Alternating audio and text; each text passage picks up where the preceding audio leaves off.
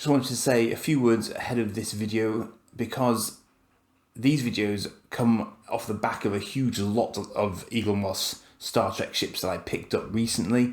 And so I've put up all the duplicates on eBay for you to have a look at, and I'll include links around and about the place. So if you've got any sort of interest in getting hold of a few of these to have a look at them for yourself, you can do so for a while at least, because it looks like they're not going to go flying off the shelves. I've tried to price them quite reasonably, so do please go and have a look. And without further ado, I will get on with the main video. Cheers.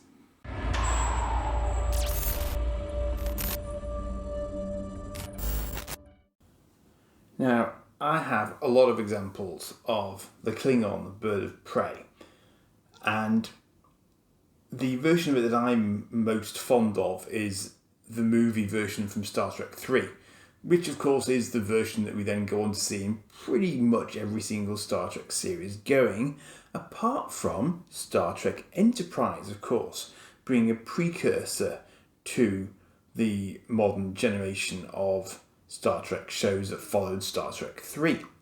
So this Klingon bird of prey is actually dating from the 22nd century rather than anything later.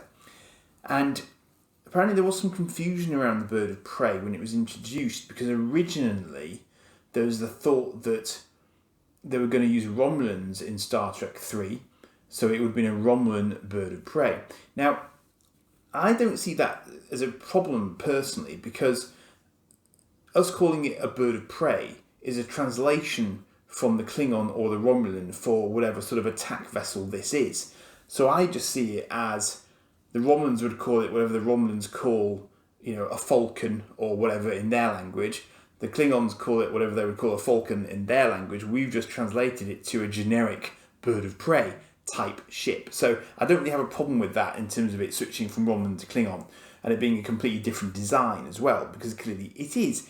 And what Enterprise did was put that completely beyond doubt, because they made it obvious that the bird of prey existed as a Klingon ship way before probably the Romulans ever had them.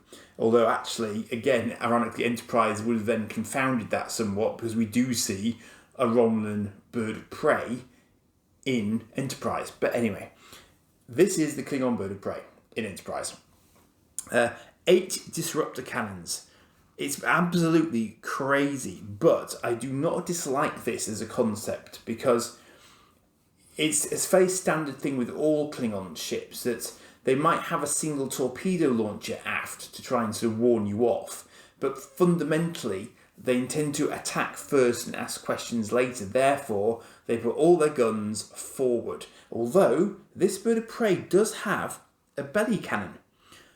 So in theory, it could potentially fire backwards as well using that, but most of its fixed weapons, or largely fixed weapons, are pointing forwards. So you do not want to get in front of one of these things. Now, this didn't cloak because I don't think they pinched they traded the Romulan cloak later. So they don't, I don't think they cloaked. But basically, these were the Klingons' go-to assault ships. So apparently, these ships would sort of, they sometimes work in little fleets, and we see that with Duras, who calls in assistance when he discovers that the Enterprise has been beefed up in terms of its offensive weapon systems and so on. But they also were operating solo, and they could go as far as the Sol system, which is where Duras first tries to take out Archer. But we didn't actually see this ship until the second season of Enterprise in the finale, and it is demonstrated there to be pretty formidable, but not when put up against several Starfleet ships at once. You can see here the rather impressive underslung sort of twin disruptor turret that it's got, which is just plain nasty. So it's got 1, 2, 3, 4, and I think those might be twins as well. So altogether there are 8 sort of largely forward-firing disruptors. So it is pretty nasty, and it's got a forward torpedo launcher nestled in the nose there, as the modern bird of prey does. And interestingly, the bridge design is pretty much spot on for a 24th century bird of prey as well. That hasn't sort of changed radically all the way down the timeline sort of thing. So it has always been what it is. They were saying it docks to the engineering hull here, and so the engineering hull. Interestingly, the magazine says it actually contains livestock. So they've got targ pits because the Klingons like their food fresh. They don't like stored, dried food. They like to be able to eat stuff, whilst it's still warm, basically. So that makes perfect sense. And as we can see here, so torpedoes there, wing-mounted disruptors. It's an interesting thing with wing-mounted weapons. Looks like on the forward hull as well there. But the problem that people like Space Dock would mention with having sort of weapons on your wingtips is that you've got to figure out either how to hit the enemy with one shot, or you've got to sort of converge your shots. And that means that if your enemy isn't exactly where it needs to be, you're actually going to miss quite a lot of the time. So it can be a disadvantage as well as an advantage to have that sort of spread of fire. But fundamentally, the Klingon ships are designed to do that. And again, another interesting side effect of the way that they're designed is that their primary defensive systems are really geared towards protecting the cockpit area, the bridge area here. They have shields, but if they throw their shields forward, they've got nothing left on the back. So if you can get behind them with their shields up front, they're very vulnerable. There's also a soft spot on the top of their ship, which if you hit it can knock out their power systems. And in fact, I would argue that the whole of the top of their ship is vulnerable because they've got no weapon systems that cover it at all. Because if you get on top of them, whatever that means in space combat, then actually you can just sort of thump down on them, and it's actually one of their broadest surface areas.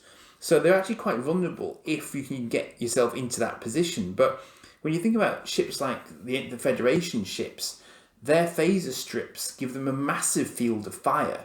So they would actually have quite an advantage if they could hang in a firefight long enough to manoeuvre above, or not even above the Klingon ship, but just get a phaser strip pointing at its top side. So it's slightly swings and roundabouts. They also have tractor beams, which is I wouldn't say it's unusual for this time, but the Federation to be doesn't have them, i.e. The Enterprise NX-01 still has solid grapplers, it doesn't have tractor beams. So that's a sort of an advantage the Klingons have. Apparently it does have escape pods, so we see one used in the Augments episode. But interestingly, the magazine says that the earlier but larger Raptor, Klingon Raptor, doesn't have escape pods. I don't know why. I would quite like to read the Raptor issue because there are several new Klingon ship types introduced over the course of Enterprise, and it would be quite interesting to understand what the sort of thinking was behind introducing each of those ship types. And we'll see here that, this element on top of this bird of prey is more reminiscent of something that you see on the D7s and the Katingas. We don't see that in the modern bird of prey, but you can see the sort of grill effect here is like the modern bird of prey. So it's interesting. It's interesting how they adapted it from the sort of the modern version. So I was just saying what happened when the Enterprise attacked him Duras from behind. Nothing good, basically. And there's this sort of weak spot at the top there. So impulse engines up the top there, bridge there. Yeah, so there is a disruptor cannon actually on the forward placing. Interestingly, that one doesn't look like it can fall. Maybe it can just about fire underneath the chin of the ship, but it's close. Disruptor cannons on the wing tips as standard. Escape pod hatch on the bottom, shuttle bay as well. Capable of warp 5, so they could keep up with the Enterprise, but maybe not overtake it necessarily. I'm not sure, whether or not that was their absolute maximum or not.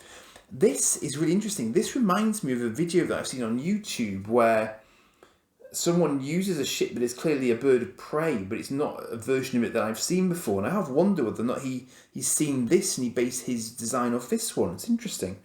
But basically, they had to be a bit careful. And again, this is John Eves' concept work here. Because he'd sort of done something for Deep Space Nine and tried to reuse that, but it was declared too modern, which was this one. And then But he also had this sort of battle cruiser to work off, which again didn't make it to screen because they ended up using the motion picture version of the D7 instead of the Katinga. But he liked the fact that it had these little sort of branching off bits. Actually, I'm not sure. Maybe this is the one they used. I may have misread that site. I think maybe what I was reading about was this one, but I think this is the design that they use with the sort of the cabling and stuff. But as I say, maybe the one I've seen in this video is actually supposed to be the earlier version of the Bird of Prey, which I'm probably not that familiar with. So yeah, that might make more sense actually. Looking at it from a distance now, I can see it's got the Katinga style archwork sort of module on the top there, and that curved bit there. So actually, I think that is supposed to be a sketch of this 2154 Bird of Prey. Yeah, I think that's right. And then the rest of the magazine is really sort of devoted more to things like sort of Klingon culture, and the fact that they were developed massively in the Next Generation as compared to the little bit of them that we saw in the original series. And of course we've got the classic sort of, oh look, there's ridges, and that storyline actually gets covered in Enterprise, which is quite entertaining, how they sort of flip-flop back and forth between them having ridges and not. So I mean, it's not like a retcon because they actually describe why it happens. So it's just interesting that they decided to go that way with them. And then it just mentions here a few of the episodes where they were particularly noticeable in. So Star Trek Enterprise: The Expanse, which was the season, I want to say it's the season 2 climax episode, I think it is, or possibly the end of season 1. Somebody will tell me that in the comments, I'm sure. And then the various Augments episodes, Borderland, Cold Station 12, the Augments, because the Augments actually managed to capture a bird of prey, which is no mean feat, and they then use that to sort of wreak havoc and try to cause a war between Earth and the Klingons, which would not be difficult at this point because they're not on the best of terms. They sort of blow rather hot and cold at this point. And obviously in the original series, there is, indeed in Discovery, there's a clear sort of conflict with the Klingons at any given point in time.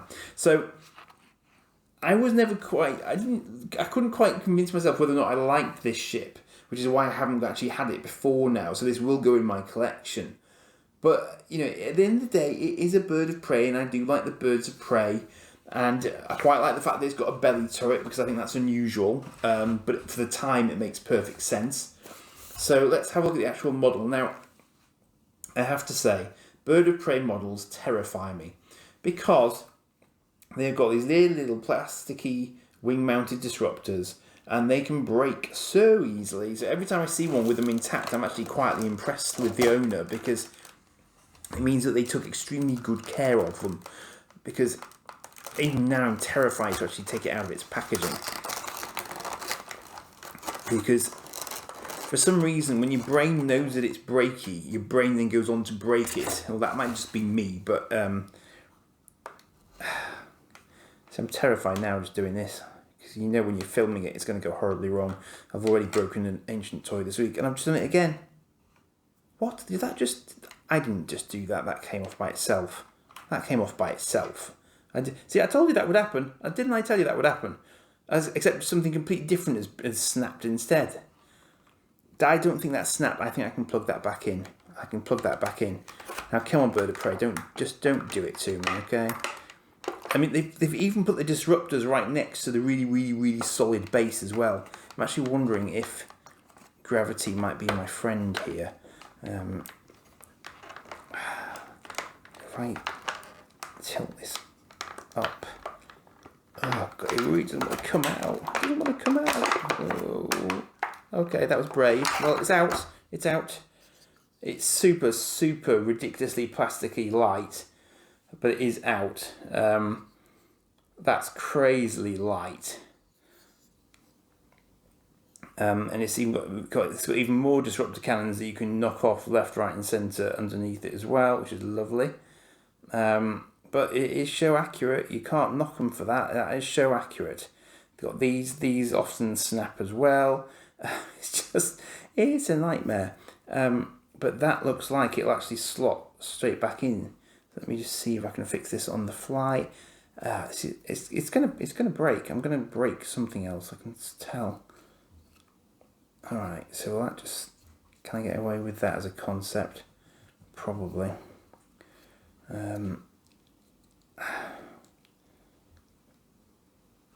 I just think that wasn't very well in when they released it out of the factory, would be my guess. It's probably always going to be loose, that. So a little bit of glue may have to be applied to that one just to keep that one where it needs to be. But, it is what it is. That is definitely one of the least convincing builds that I've had from Eaglemoss, particularly when the disruptors are going to break in the first place. The whole thing being plastic doesn't really help matters. So there we are. 2250s, yes, that's one way to denote it, I suppose. Hang on, that's wrong. Oh, they got that wrong. It's not 2250, it's 2150. Yeah, it should be 2150. So I don't know if that's just a mistake on my print of it, but that is wrong, technically speaking. That should be 2150s. First time I've ever noticed anything like that with an Eaglemoss one. This is clearly cursed for some reason. I don't know why, but it just is. But anyway, moving on. I don't even know where it's supposed to fit on there now. Just probably on. This whole thing just feels incredibly breaky and unsure of itself, unless that's just me. So that is a 2150 bird of prey. So I like the concept. I like that it's clearly a precursor to the modern one, and it is exactly what you would expect. So very, very heavily armed, but also potentially quite breaky if you find the right spot. So that's it for that one. I'm off to find some super glue apparently. Cheers for now.